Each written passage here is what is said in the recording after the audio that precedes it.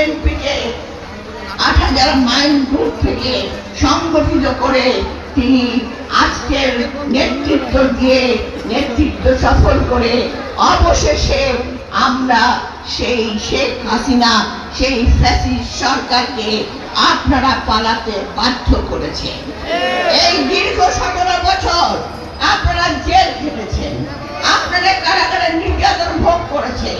আমার অনেক ভাই, অনেক ছাত্র, অনেক যুবক, অনেক সন্তান তারা গুম হয়েছে, তাদেরকে মেরে ফেলেছে এবং হাহাকার ধরে বাংলাদেশের মানুষের পেটের উপর তীব্রতা চালিয়েছে শেখ হাসিনা। তারপরেই আসে এই ২৪-এর যে অভ্যুত্থান।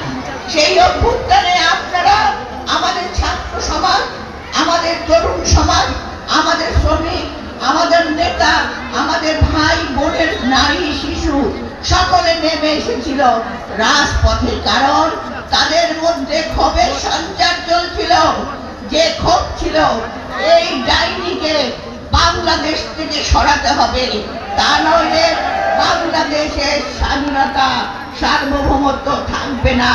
একটি পরদেশী আমাদের বাংলাদেশকে আমাদের